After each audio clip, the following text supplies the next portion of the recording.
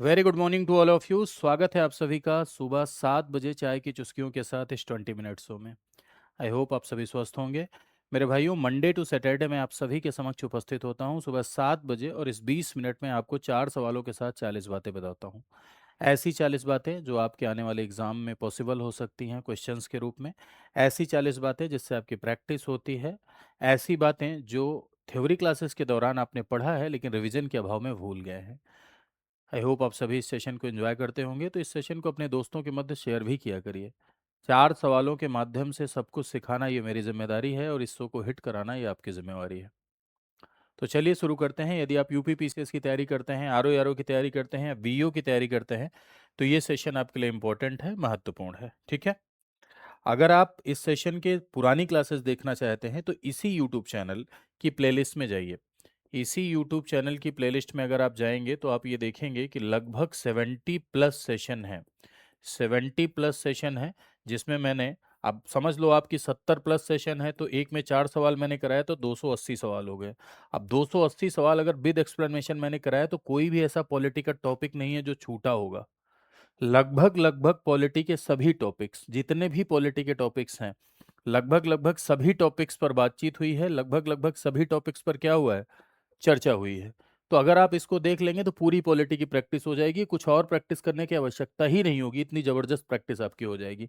और यदि आपको लगता है कि आपने थ्योरी नहीं पढ़ी है, तो प्री के लिए मैंने थ्योरी भी पढ़ाया है।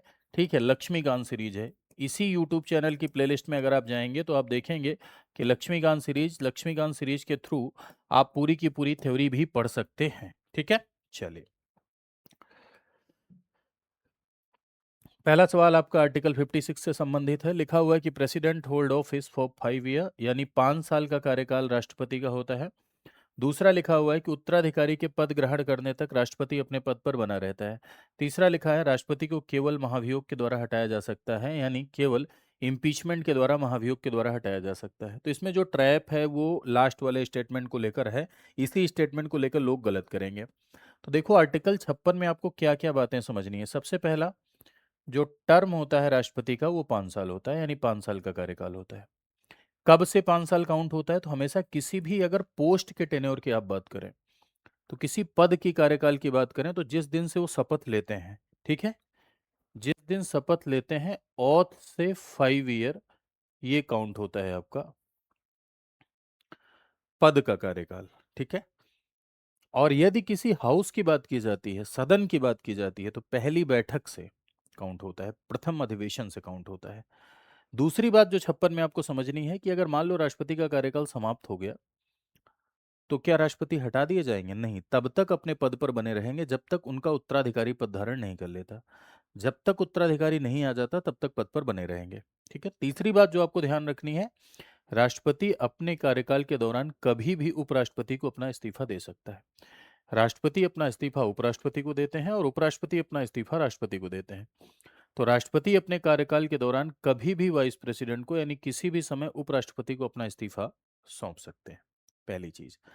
दूसरी बात, यहां पर आप ये समझिए कि अनुच्छेद 56 में ये लिखा हुआ है कि वायलेशन ऑफ कॉन्स्टिट्यूशन की स्थिति में, यानी संविधान के उल्लंघन की स्थिति में, ध्यान रखिएगा, संविधान के उल्लंघन की स्थिति में 61 की रीति से हटाया जा सकता है, यानी महाभियोग के द्वारा हटाया जा सकता है। संविधान के उल्लंघन की स्थिति में महाभियोग के द्वारा राष्ट्रपति को हटाया जा सकता है। महाभियोग प्रक्रिया का उल्लेख 56 में नहीं है। महाभियोग प्रक्रिया का उल्लेख आर्टिकल 61 में है। महाभियोग राष्ट्रपति को हटाने के लिए जो अभियोग चलता है उसी को इम्पीचमेंट यानी महाभियोग कहते हैं। राइट। 56 में प्रक्रिया नहीं दी गई है। 56 में बस इतना लिखा है कि 61 की रीतियों के थ्रू हटाया जाएगा। क्लियर है बात? तो आते हैं सवाल पर। सवाल कह रहा है कि president hold office for 5 year, यानी राष्ट्रपति 5 साल का कार्यकाल है राष्ट्रपति का। ठीक है। राष्ट्रपति तब तक बना रहेगा जब तक उत्तराधिकारी नहीं आ जाता है। राष्ट्रपति को केवल महाभियोग के द्वारा हटाया जा सकता है। इसमें लिखा हुआ है कि राष्ट्रपति को केवल महाभियोग के द्वारा हटाया जा सकता है। केवल इम्पीचमेंट, कार्यकाल के दौरान की बात हो रही है। कार्यकाल के दौरान राष्ट्रपति को केवल महाभियोग के द्वारा हटाने की बात, डायरेक्ट नहीं हटा सकते। ड्यूरिंग टेन्योर केवल, देखो यहां पर इस सेंस, इसका सेंस ये नहीं निकल रहा है कि मृत्यु हो जाए तो हट जाते हैं, है ना। इलेक्शन को इनवैलिड डिक्लेयर कर दिया जाए तब हट जाते हैं, या इस्तीफा दे देंगे तब हट जाते हैं, इसका ये सेंस नहीं है। यहाँ इस सेंटेंस का सेंस ये है कि कार्यकाल के दौरान क्या डायरेक्टली हटा सकते हैं, तो कार्यकाल के दौरान डायरेक्टली नहीं हटा सकते, केवल महाभियोग से हटा सकते हैं। अगर हटाना है, रिमूव करना है, खुद से इस्तीफा दें अलग बात है, मृत्यु हो जाए अलग बात है, ठीक है। लेकिन हटाने की यदि आप बात करें तो हटाने की कोई अन्य प्रक्रिया नहीं है, हटाने की सिर्फ एक प्रक्रिया है, महाभियोग। और ये बात 56 में लिखी है कि संविधान के उल्लंघन की दशा में महाभियोग के द्वारा ही हटाया जाएगा। तो ये भी ठीक लिखा हुआ, तो यहां ओनली से आपको कंफ्यूज नहीं होना है, ध्यान रखिएगा, ठीक है। बी आपका राइट आंसर हो जाएगा। नेक्स्ट पर आते हैं। अगला सवाल आर्टिकल 356 से रिलेटेड है। लिखा हुआ है president rule can be imposed on the failure of the constitutional machinery. संवैधानिक तंत्र की विफलता पर राष्ट्रपति शासन लगाया जा सकता है, पहला स्टेटमेंट है। दूसरा कह रहा है कि approval must be with in 2 month, 2 माह के भीतर अनुमोदन जरूरी है, यानी 2 माह के भीतर क्या है, अप्रूवल जरूरी है। तीसरा लिखा हुआ है इट कैन कंटिन्यू इंडेफिनेटली, यानी अनिश्चित काल तक चल सकता है। तो देखो, बात यहाँ प्रेसिडेंट रूल की हो रही है, राष्ट्रपति शासन की हो रही, तो कुछ बातें मैं राष्ट्रपति शासन से रिलेटेड अगले 2-3 मिनट में आपको बताऊंगा, ध्यान से सुनिएगा। राष्ट्रपति शासन एक तरह का आपातकाल है, इसे अनुच्छेद 356 के तहत, आर्टिकल 356 के तहत राष्ट्रपति के द्वारा प्रोक्लेम किया जाता है। प्रेसिडेंट रूल किसी भी राज्य में तब लगता है जब राज्य में संविधान फेल हो जाए, यानी राज्य में जब कॉन्स्टिट्यूशनल मशीनरी फेल हो जाती है, राज्य में जब संविधान फेल हो जाता है, कॉन्स्टिट्यूशनल मशीनरी फेल हो जाती है, तब लगता है। अब इसके दो एग्जाम्पल हैं। पहला आधार ये होता है कि यदि गवर्नर इस बात की रिपोर्ट दे, गवर्नर इस बात की रिपोर्ट दे कि भाई राज्य में कॉन्स्टिट्यूशन फेल है, और राष्ट्रपति को ऐसी रिपोर्ट भेजे, तब राष्ट्रपति शासन लगाया जा सकता है। दूसरा होता है 365। 365 का मतलब ये होता है कि यदि राज्य केंद्र के निर्देशों को फॉलो करने में असफल हो जाए, यानी यदि राज्य सेंटर के इंस्ट्रक्शंस को फॉलो करने में विफल हो जाए, तब ये आधार बनता है कि उस राज्य में राष्ट्रपति शासन लगाया जा सकता है। फिर से सुनिएगा, 365 इस बात को डील कर रहा है कि यदि स्टेट सेंटर के इंस्ट्रक्शंस को फॉलो करने में विफल हो जाए, तब ये आधार बनता है कि उस राज्य में राष्ट्रपति शासन लगाया जा सकता है, यानी उस राज्य में प्रेसिडेंट रूल लगाया जा सकता है। क्लियर बात। तो ये आपका हो गया आधार। प्रोक्लेम कौन करेगा, तो राष्ट्रपति शासन को प्रोक्लेम यानी उद्घोषणा राष्ट्रपति के द्वारा की जाती है, प्रेसिडेंट के द्वारा की जाती है। और राष्ट्रपति ये उद्घोषणा काउंसिल ऑफ मिनिस्टर की सलाह पर, यानी on the advice of council of minister करता है, मंत्री परिषद की सलाह पर, यानी प्रधानमंत्री की सलाह पर यह उद्घोषणा होती है। जिस तरह से राष्ट्रपति शासन लगाता है, वैसे कभी भी इसे वापस ले सकता है, लेकिन राष्ट्रपति शासन लगने के बाद उसका पार्लियामेंट में अप्रूव होना जरूरी है। राष्ट्रपति शासन लग जाएगा, उसके 2 महीने के भीतर इसे संसद में सिंपल मेजोरिटी से पारित होना है, सामान्य बहुमत से। पारित हो गया तो एक बार में ये 6 महीने तक चलेगा, फिर 6 करके इसे 3 साल तक बढ़ाया जा सकता है, यानी 3 ईयर तक बढ़ाया जा सकता है। लेकिन एक बात यहां ध्यान रखनी है कि अगर 1 साल से ज्यादा बढ़ाना है तो दो में से किसी एक शर्त का होना जरूरी है। फिर से सुनो, राष्ट्रपति शासन को 2 महीने में पार्लियामेंट में अप्रूव होना है, मैक्सिमम 3 साल तक लगेगा, एक बार में 6 महीने। लेकिन इसके बाद भी एक कंडीशन है कि अगर 1 साल से ज्यादा बढ़ाना है तो दो में से किसी एक शर्त का होना जरूरी है। वो दो शर्तें कौन सी हैं वो आप कमेंट सेक्शन में लिखेंगे। यदि राष्ट्रपति शासन को 1 साल से ज्यादा बढ़ाना है तो दो में से कोई एक शर्त होनी चाहिए, लेकिन वो दोनों शर्तें कौन सी हैं वो आप कमेंट सेक्शन में लिखेंगे, कमेंट भर जाना चाहिए। आपको लिखना है, देख के लिखिए, कोई दिक्कत नहीं है, लेकिन जरूर लिखिए, ये बातें कमेंट सेक्शन में दिखाई पड़नी चाहिए, ठीक है।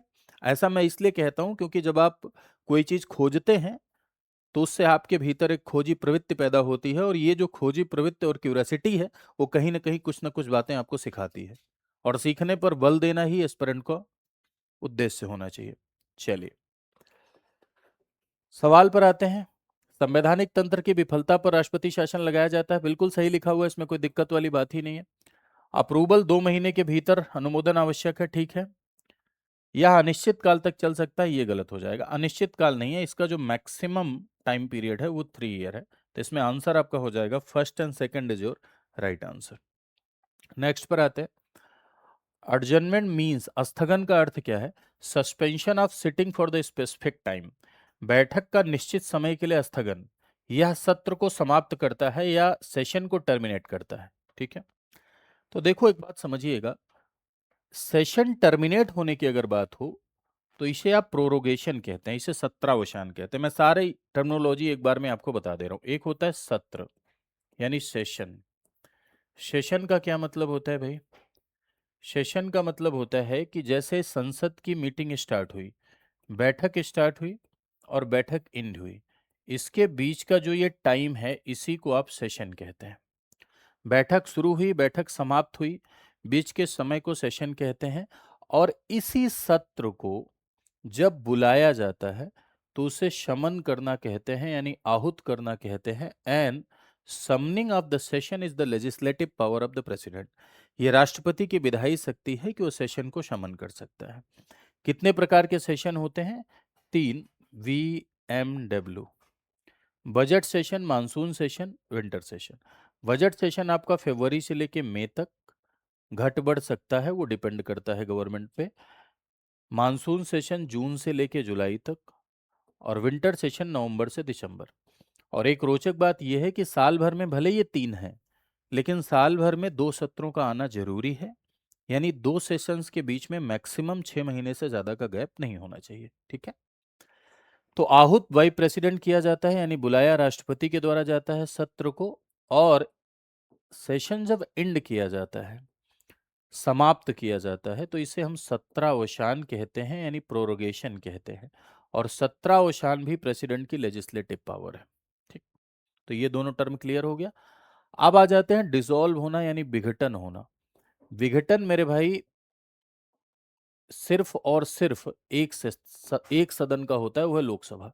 राज्यसभा परमानेंट हाउस है, राज्यसभा डिसॉल्व नहीं होती। राज्यसभा सिंबल ऑफ कॉन्टिन्यूटी है, अस्थाई सदन है। राज्यसभा कभी डिसॉल्व नहीं होती, डिसॉल्व लोकसभा होती है ना। जब सेशन एक्सपायर हो जाता है तो उसे डिसोल्यूशन कहते हैं। तो माफ कीजिएगा, सेशन नहीं, सदन एक्सपायर हो जाता है, गलती से निकल गया। हाउस जब एक्सपायर होता है तो उसे हम डिसोल्यूशन कहते हैं। लोकसभा का कार्यकाल 5 साल में समाप्त हो गया तो 5 साल बाद ये भंग हो जाती है। बीच में भी अगर मेजोरिटी लैप्स की स्थिति आई, बहुमत चला गया, तो ऐसे में लोकसभा भंग हो सकती है। बीच में यदि काउंसिल ऑफ मिनिस्टर, मंत्रिपरिषद राष्ट्रपति को सलाह दे कि भाई भंग कर दो, हमको मिड टर्म इलेक्शन कराना है, तो ऐसे में भी लोकसभा डिसॉल्व हो सकती है। तो विघटन भी किसकी शक्ति है? प्रेसिडेंट की शक्ति है, यानी राष्ट्रपति की लेजिस्लेटिव पावर होती है विघटन। ठीक है, अब यहां पर एक टर्मिनोलॉजी बची जिससे संबंधित सवाल भी है, जिसे आप कहते हैं एडजन करना। एडजन यानी कि स्थगन। ये जो स्थगन होता है आपका, ये एक तरीके का ब्रेक है। यानी जब निश्चित समय बताकर ब्रेक दिया जाता है तो उसे एडजर्नमेंट कहते हैं। जैसे 5 घंटे के लिए लोकसभा स्थगित की जाती है, 1 घंटे के लिए स्थगित की जाती है, 1 दिन के लिए स्थगित की जाती है, तो एडजर्नमेंट है। ये प्रिसाइडिंग ऑफिसर के द्वारा किया जाता है, पीठासीन अधिकारी के द्वारा, स्पीकर चेयरमैन के द्वारा किया जाता है। और एक होता है sine die adjournment. Sine die adjournment जिसे हम कहते हैं साइन डाई स्थगन। साइन डाई एडजर्नमेंट का मतलब ये होता है मेरे भाई, साइन डाई स्थगन। साइन डाई स्थगन तब होता है जब अनिश्चित काल के लिए स्थगित कर दिया जाता है। यानी लोकसभा को जब अनिश्चित काल के लिए स्थगित कर दिया जाता है तो this is called sine die adjournment. इसे हम साइन डाई स्थगन कहते हैं। ठीक है, तो देखो, suspension of sitting for the specific time, adjournment ठीक लिखा हुआ है। सत्र समाप्त होना ये गलत है, ओनली वन आपका क्या हो जाएगा? ठीक हो जाएगा। नेक्स्ट पर आते हैं, प्रोरोगेशन। प्रोरोगेशन का मतलब क्या है? सत्रावसान। और अभी थोड़ी देर पहले मैंने आपसे क्या बताया कि सत्रावसान कौन करता है? स्पीकर चेयरमैन करता है या प्रेसिडेंट करता है? तो देखो, स्पीकर के पास एडजन करने की पावर है, स्पीकर के पास साइन डाई यानी अनिश्चित काल के लिए स्थगित करने की शक्ति स्पीकर की है, लेकिन समन करना ये प्रेसिडेंट की पावर है। ठीक, प्रोरोग करना प्रेसिडेंट की पावर है, डिसॉल्व करना प्रेसिडेंट की पावर। तो प्रोरोगेशन का मतलब होता है सत्र समाप्त होना, ठीक लिखा हुआ है, प्रेसिडेंट द्वारा किया जाता है, राष्ट्रपति द्वारा, ये भी ठीक लिखा हुआ है, अध्यक्ष गलत है। तो आंसर इसमें क्या हो जाएगा? सेकंड एंड थर्ड आपका क्या हो जाएगा? सही हो जाएगा। तो ये कुछ पार्लियामेंट्री टर्मिनोलॉजी है, यानी कुछ संसदीय शब्दावलियां हैं जो अक्सर एग्जामिनेशन में आपके यहाँ पूछ ली जाती है। जैसे कुछ और मैं आपको बता देता हूँ जो एग्जामिनेशन में आती है, इसके अलावा भी। जैसे आपने सुना होगा कोरम। कोरम जिसे कहते हैं गढ़पूर्ति। गढ़पूर्ति का मतलब ये होता है कि सदन को चलाने के लिए जो मिनिमम नंबर होना चाहिए वो 1/10 होना चाहिए। और इस गढ़पूर्ति को मेंटेन करने की जिम्मेवारी किसके पास होती है? मेंटेन करने की जिम्मेवारी स्पीकर के पास होती है। अगर स्पीकर चेयरमैन को ये इंश्योर करना होता है कि मिनिमम नंबर उपस्थित हो। अगर मिनिमम नंबर उपस्थित नहीं है तो सदन को क्या करते हैं? एडजर्न कर देते हैं, यानी सदन को स्थगित कर देते हैं। ठीक है। अच्छा, एक बात इसमें और है, जैसे कि एडजर्नमेंट आपने देखा, स्थगन। ठीक है। दूसरा आपने देखा प्रोरोगेशन, जिसे आप कहते हैं सत्रावसान। सत्रावसान प्रोरोगेशन। तीसरा आपने देखा डिसॉल्व होना, जिसे आप कहते हैं क्या? विघटन। इनके होने से क्या प्रभाव पड़ता है चल रहे कार्यों पर? इससे संबंधित भी आपके यहाँ सवाल पूछ लिया जाता है कि चल रहे कार्यों पर क्या प्रभाव पड़ता है। ठीक। तो स्थगन अगर हुआ तो इससे चल रहे कार्यों पर कोई प्रभाव नहीं पड़ता है। कोई प्रभाव नहीं पड़ेगा, नो इफेक्ट। जो भी कार्य चल रहा है लोकसभा में, राज्यसभा में, एडजन होने से कोई फर्क नहीं पड़ता। सत्रावसान से भी कोई फर्क नहीं पड़ता। जब दोबारा से आएंगे तो नोटिस देके शुरू कर सकते हैं। सत्रावसान से भी कोई फर्क नहीं पड़ता है, लेकिन दोबारा से आएंगे तो नोटिस देके शुरू करते हैं। लेकिन अगर डिसॉल्व हुआ हाउस, डिसॉल्व तो हाउस होता है ना, सदन डिसॉल्व होता है। सदन अगर डिसॉल्व हुआ तो इससे सारे नोटिस, प्रस्ताव, रेजोल्यूशंस, बिल सब समाप्त हो जाते हैं। हाँ, कुछ बिल ऐसे हैं जो नहीं समाप्त होते। जैसे कोई विधेयक राज्यसभा में आया और राज्यसभा में ही पेंडिंग है, तो लोकसभा के डिसॉल्व होने से वो समाप्त नहीं होगा। पहली कंडीशन। दूसरी कंडीशन, कोई बिल लोकसभा राज्यसभा में पास हुआ है, प्रेसिडेंट के पास पहुंचा और प्रेसिडेंट ने रिकंसिडरेशन के लिए, यानी पुनर्विचार के लिए भेज दिया है। प्रेसिडेंट ने रिकंसिडरेशन के लिए भेज दिया है, पुनर्विचार के लिए, तो वो भी समाप्त नहीं होगा। ठीक है। अगली कंडीशन, प्रेसिडेंट ने किसी विधेयक पर ज्वाइंट सिटिंग बुला रखी है, ज्वाइंट सिटिंग यानी संयुक्त अधिवेशन बुला रखा है, तो वो भी समाप्त नहीं होगा। तो ये कुछ सिचुएशन होती हैं जब डिसॉल्व होने के बाद भी बिल पर कोई इफेक्ट नहीं पड़ता है।